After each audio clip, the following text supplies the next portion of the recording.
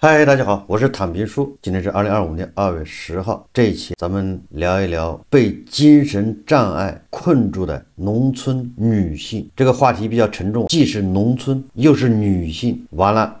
还精神障碍，3个标签贴上，那这个局面这是什么个场景，大家就不难想象。前不久，一位出生在山西晋中，曾获硕士学位的女性蒲小花，在10多年前因患重度精神分裂症走失，被山西和顺县一名农村男性收留。在2024年11月直播寻亲的过程中，蒲小花遭遇令许多网友痛心引发了舆论关注。2024年12月10号，新华社发布警情通报，经查，张某明知蒲某患有精神疾病，任与其发生关系并生育子女，涉嫌犯罪，已被公安机关采取刑事强制措施。但是这起女硕士寻亲案揭开的不过是中国重度精神障碍患者深层状态的冰山一角。实际上在2022年的春节，也就是2021年12月底，大家都知道铁链女事件，那个事情闹得更在春节前后持续了2个多月，也就是小花梅。关于小花梅事件，我做了很多评论，很多期。这个蒲小花，你看不会因为铁链女事件之后就没了，这样的事情在中国还是非常常见的。今天《联生活周刊》刊登一篇文章，叫难以飞跃的疯人院，它主要是讲湖南叫四叶草慈善基金会。这个基金会它是2015年成立，是国内为数不多以帮扶重度精神障碍人群为主要目标的慈善组织。其开展的公益项目帮他飞跃疯人院，累计救助精神病患者10000余人，而这些患者大多来自农村。主人公叫陈一文，是四叶草慈善基金会的秘书长。在实施项目的过程中，他走访了不计其数的农村精神病患者，目睹了太多地狱般的图景。他告诉我们，在中国要让农村重性精神患者获得有尊严、有质量的生活，依然有很长的路要走。这篇文章主要是介绍这个四叶草慈善基金会的秘书长叫陈一文，他的所见所闻。我介绍这个文章不是给这个四叶草慈善基金会做广告，我只是通过秘书长陈一文的所见所闻向大家介绍一下。毕竟有很多人他对农村不了解，对农村的这些患有精神障碍的，就是在农村俗话叫疯子，他对这个人群他不了解，他对农村就不了解，那对这些疯子的处境他更不了解，所以他很容易就理想主义，就对这些看不惯的叫抓关等等，但是他不知道这中间的复杂性，一言难尽。四叶草慈善基金会成立之初就将救助重性精神障碍者作为目标，这来自于我们理事长的一段痛心往事。他的姑姑年轻时因遭家暴，患上精神分裂后离家出走，走失数十年，至今未能找回。在理事长小时候，姑姑对他特别好，因此他走失成为他心里的痛。当他长大后当了医生，又办了企业，就一直想为精神障碍群体做点事。这个作者也就是这个陈一文，他对精神障碍群体一无所知，但是他投身了这个公益事业。他说有一次理事长带我到一家精神病专科医院，这是我第一次接触这个群体，一辈子也忘不了。实际上有很多网友没有接触过精神病人，或者他接触了他不知道，因为他本身经验有限，阅历又有限，他对这个群体不了解。你看这个叫陈一文，他说他第一次接触这个精神病群体，一辈子也忘不了。长长的铁栅栏后面，一双双眼睛注视着我们，空洞的眼神看了让人很心痛，眼神里没有任何内容。根据国家卫生健康委员会的统计，截至2021年，全国登记在册的重性精神障碍患者有660万，现实中应该远远不止这个数。在国家开展脱贫攻坚的过程中，这个群体被凸显出来，因为他们几乎都是重度贫困人群，精神病就是他们贫困的根。只要家里有一个重度精神病人，整个家庭都会被拖垮，患者丧失社交能力和劳动能力，没法正常生活。其中一部分重症患者还有攻击性，如果得不到治疗，就会在外游荡造势，甚至伤人，就像一颗社会的定时炸弹。2016年刚接手工作的时候，说去一些精神障碍患者的家里走访，发现农村地区的救助需求更为迫切。什么原因呢？一是农村交通不便，医疗资源稀缺，去一趟医院相当不易；二是农村居民普遍文化水平低，对精神疾病认知不够，患者被认为是疯子，被家人放养，自生自灭，他们大多从未被治疗，或者是中途放弃治疗。三是农村家庭经济状况普遍不好，收入低，没钱看病是常态，但在城市，人们可以比较容易的触达医疗资源，看专科医生，寻求心理咨询。有人就说你们这个慈善协会怎么帮这些人？那你们能不能定期的给这些人发米面粮油？陈一文说，你真的去农村看就知道这样的方法是没有效果的。他说，我记得以前在村里面走访一户老光棍，他把一个流浪的有精神问题的年轻女人搂回家，给她生了个孩子，生完孩子就把女人放到村里一处废弃房屋里，那屋子其实连门都没有，只能算是个土炕。当我们见到女人的时候，犹如常年风吹雨淋，她已经得了严重的风湿病，腿已经站不直了，只能瘫坐在地上。这个和铁链女有啥区别呢？不是一模一样吗？村里的干部看不下去，给过老光棍一些钱，让他给女人买点好吃好穿的，结果都被男人拿去喝酒了。也就是你给他钱，他没有自理能力，你就是给他好处，给他钱，那个钱也会被他的丈夫或者老公或者身边的人给他贪了。你给钱你花不到他身上，这就是农村的现状。他说，所以我们就想一定要把这笔钱拿给患者做治疗。他是因为这是患者本人可以直接受益的，没有人可以夺走的。而在正规的精神病医院里，他们至少可以满足基本的温饱，得到干净衣服和床铺，有护工照顾，按时吃饭、洗澡、吃药、治疗、康复。我们给这个项目取名叫帮他飞跃疯人院。确实，我觉得这个做法是对的，就你把钱给他的家里人，那家里人如果说对他用心，那还好；如果家里人对他不用心，那钱就扔到水里去了。我告诉你甚至还出现副作用。家里人认为这个人越惨，我得到的专注就越多。很多人他同情心，大家明白什么意思吗？那这个精神病患者，如果只要他越惨，我收到的打赏，我收到的捐助就越多，那他就会让他越来越惨。第二个，我们有句话叫久病床前无孝子。你想精神病患者他一患都多少年，时好时坏，说白了正常人也受不了，就家里人也会崩溃，越来越麻木，越来越淡然。这是现实的困难，对吧？就是你父母在床上躺5年，你天天端屎端尿的照顾，你也受不了，这叫久病床前无孝子啊。所以他这个项目把患病的人接到医院去，在医院里进行更好的治疗，这个是应该是个最好的办法，直接让这个病人获益。而如果他病情减轻了，甚至如果病情控制住了，他能自己照顾自己，他的生活也能相对改善。我们接着看陈一文回忆他到湖南动员第一个家属，他联系了很多精神病医院，人家医院愿意免费或者给最大的补贴给这些人来治，还有专门的护工，这不是好事吗？所以慈善基金组织他就到农村去找这些病人。当然刚开始很多人不理解，认为你这是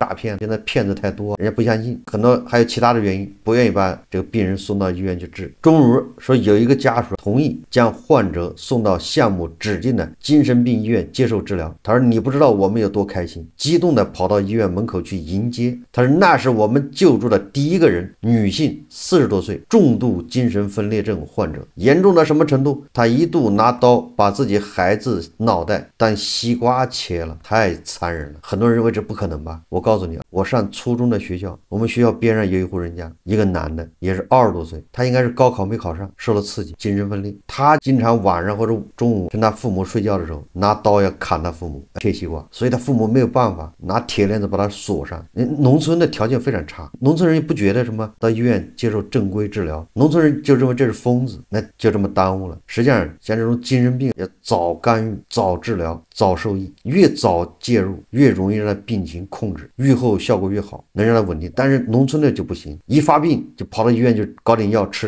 乱治一通，完了之后稍微好点就不管了，就这样他病情越反复就一次比一次重，最后就变成疑难杂症，治不好。农村的就这样，文化水平决定的，医疗资源决定的。那么这个40岁的女性把她自己孩子当西瓜切了，她说我们跟她丈夫介绍这个项目疗程至少要3个月，之后看她的情况决定能否出院。她丈夫听了很不高兴，留下患者就嘟嘟囔囔的走了。我们医生、护士、志愿者赶紧围上去，定睛一看，头发都结痂了，浑身发臭，衣服破破烂烂的，身上长满疮。护工给他换衣服的时候没忍住，说自己要吐了。我特别不好意思的说，您多担待，一定要帮他擦洗干净。这就是现状。但是后来我们了解到，这名女性患者是20出头的时候就发病了，父母觉得不好照顾，就寻了个邻村一户光棍汉把她嫁了。你看看，这就是父母做的事，把她当个累赘甩掉了。在中国什么情况都可能发生。那个小花梅是不是他妈把她卖掉的？这谁又能说得清呢？人都已经死了，就在中国什么事都有可能发生。你看这个父母嫌他20岁的女儿有精神病，是个累赘，就找个老光棍给她嫁过去。但是你要从另外一个角度说，他的父母如果条件有限，他又能怎么办？所以他这就是个悲剧。患者治疗1个多月后，她丈夫就过来要强行接她出院。我问他为什么，他说她是我老婆啊，我要接她回去生孩子，传宗接代。我们坚决不同意，拉扯了半天。他说啊，就我说啊，难道你还想第2个孩子被他伤害吗？他不敢再抢，灰溜溜的走了。这位女性患者后来在我们的资助下多次返院治疗。你看这个老光棍，人家媳妇在那儿免费治疗，他还要提前把他接走。提前接走干什么呢？大家想一想，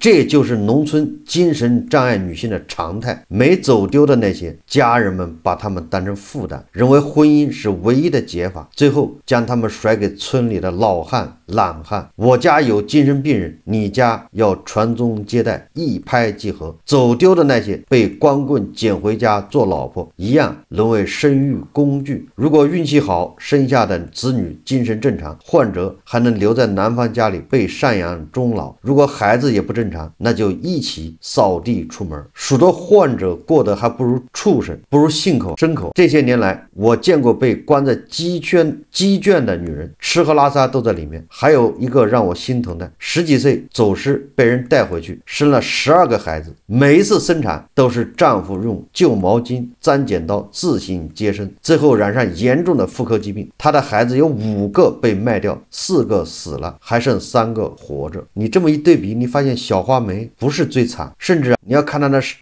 8个孩子，一个个的，你感觉她好像日子过得不错，对吧？你要跟这些人比起来，有不少人问过我，精神疾病到底能不能治好？在这里啊，我要告诉大家，病程太久的重性精神疾病是难以治愈的，而初发的病程短的患者治愈率则大得多。这个很简单，反正精神方面的这个疾病，就是脑子的病，很容易把它治成疑难杂症。这个事情发现的越早，干预的越早，越稳定，有规律的按照医生去要求去治疗，是不要说治愈，至少是能把它控制住这样。但是绝大部分人做不到这一点，一个发现的晚，第二个会误诊。经常精神疾病在初期，家属总认为他这孩子就是矫情，这孩子就是脾气不好，他没想到他是脑子有问题。这是我们经常做节目时开玩笑，实际上不是开玩笑。如果你老是觉得自己难受，情绪低落，看什么都是觉得悲观，提不起精神，我每次都说你花200块找个3甲医院挂一个精神科看一个，这不是开玩笑。你先排除你是不是病，如果是病那就治病，如果你排除了不是病，那再想办法说调节心态，摆正心态，调节自己。如果是病，调节没有用，是病就得吃药，就得治，要按规律去治去查。他说无论如何，治疗可以帮助患者控制病情，达到临床治愈的患者出狱后，如能坚持服药，复发率会大大降低。那些坚持服药的年轻轻症患者一般都具有自我意识，可以干农活，照顾。陈一文说啊，帮他飞跃疯人院的项目一个重要意义就是让那些得不到治疗和关爱的患者在活着的时候得到庇护和尊严。实施项目的过程中啊，说他们志愿者不得不面对人性中丑恶的一面，说有一些患者家属借机抛弃患者，等到要出院的时候，我们经常发现家属电话打不通了或者不接，志愿者到村里去找家属，家人都出去打工了，都联系不上。还有就是一些老年精神障碍患者也同时患有其他躯体疾病，比如严重的高血压、糖尿病、心脏病等。当他们被救助期间突发躯体疾病需要转院救治的时候，他们家属就失联了。但是我们不得不为其垫付医疗费用，如果人救回来还好，如果救不回来，家属就就会来闹事要赔偿，这种情况每年都有那么一两起。你看看，这就是人性的丑陋。一些家属宁愿眼睁睁地看着患者自生自灭，也不肯让我们施以援手。他说有一个患者长期被丈夫虐待，我们想带她去医院治疗，她丈夫也想跟着去白吃白喝，就跟我们耍赖皮，除非你们把我也带走，给我安排好吃住，否则你们别想带她走。在她的极力阻拦下，救助没能落实。还有一个让我记忆深刻的患者，27岁的年轻男孩，患精神病10多年，平时总是在村外游荡，数天不见人影。我告诉他母亲，也许有一天他就走丢了，就不回来了。但他母亲根本不在意，依然顽固地拒绝让他去住院治疗。然而就在那年冬天，他在一个大雪天走丢了，冻死在路边，路有冻死骨。陈玉文说，整个社会近年来对精神健康的关注都有明显提升，像抑郁症、焦虑症、精神分裂这些词汇，现在你一说大家都懂了。我们在互联网上筹款也比以前容易多了，许多有同样经历的患者家属会给我们留言，我们家里就有一个支持你们工作。他如今我们帮他飞跃疯人院项目已经覆盖了湖南长沙、岳阳、邵阳、邵东，湖南很多农村地区并逐步走到省外，有贵州、山东、山西、河南、黑龙江省的爱心人士和单位主动联系我们，在他们的城市复制这种针对农村精障患者的救助模式。说去年11月，有一个18岁的农村男孩拨打了我们的救助热线，说自己有严重的抑郁焦虑倾向，不知道该怎么办。他家里的条件其实还可以，自己也在做电商，生活过得不错，但是突然就被精神疾病击垮了。志愿者带他到医院诊断后，确诊为抑郁焦虑症，让他住院治疗了1个多月，现在他已经恢复正常生活。如果他不及时到医院救治，他这个病只会越来越重，最后就垮了，再治也治不好了。所以我一直说早发现早治疗。现在我们已经开始摸索精神障碍患者的社区支持模式，希望能让患者就近获得一些支持。这个是湖南的一个专门针对农村的精神障碍患者的一个慈善基金。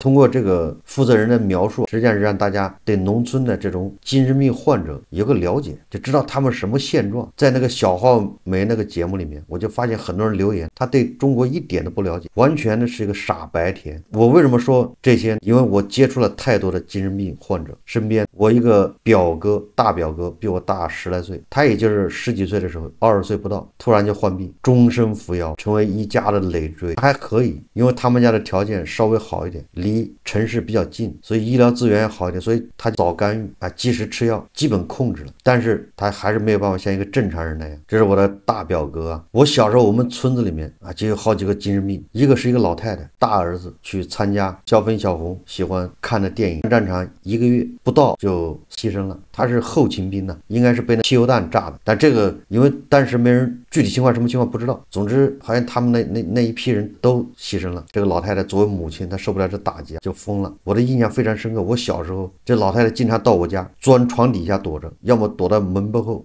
总之各种不可思议的这动作。但是她没有攻击性，她就是躲，她总觉得有人来抓她。我们隔壁村还有一个年轻一点的，他还有名字，就是疯疯癫癫，身上特别臭，也不洗澡，不管是春夏秋冬都穿个破棉袄。在我们那儿，这个人是专门用来吓小孩的，像新疆一样的。新疆不是说小孩晚上哭，你一喊谁来了，那小孩都不敢哭了吗？我们那儿吓小孩的是这个疯子，好像有个名字叫9只，具体怎么写的我也不知道。反正小孩一哭，小孩一闹，小孩一出去玩瞎跑，大人就说9只来了，待会儿9只把你抓走了，是个疯子。我上初中的时候，我们学校边上就有一个疯子，刚才已经说了，拿刀砍他父母。我上高中的时候，我们学校还有一个疯子，也是高考没考上，受了刺激，天天在学校里面疯疯癫癫。我为什么说初中的那个疯子他是高考没考上导致的？经常跑到我们教室，跑到黑板上拿粉笔写字，写英语单词还背。那是高中那个疯子我们俩关系还不错，因为我有一阵子被学校停课，被我们班主任停课，停了半个月，那我就不去上课。我干什么呢？但是我得伪装上课，让家里人认为我还在正常上课，所以我每天早上去，到了学校之后就跟那个疯子打羽毛球，他喜欢打羽毛球，所以我对精神病患者还有一定的了解。走上工作岗位以后还接触了很多精神不正常。我对精神病患者的体会，第一个，农村地区的精神病患者基本上那就是累赘，没有办法。刚才这个3联生活周刊也说了，父母遇到这样的，他就想办法把他甩掉，当个包袱啊。所以你说他的命运是多么的悲惨，有的走丢了就算了，就让他走丢，你以为他真找，他假装找，实际上他不找了，因为是个累赘。那城里面的状况稍微好一点，对精神病患者条件也稍微好一点，那农村的是真的是悲惨，农村的认知水平也低，很多人发现的时候已经晚了，他已经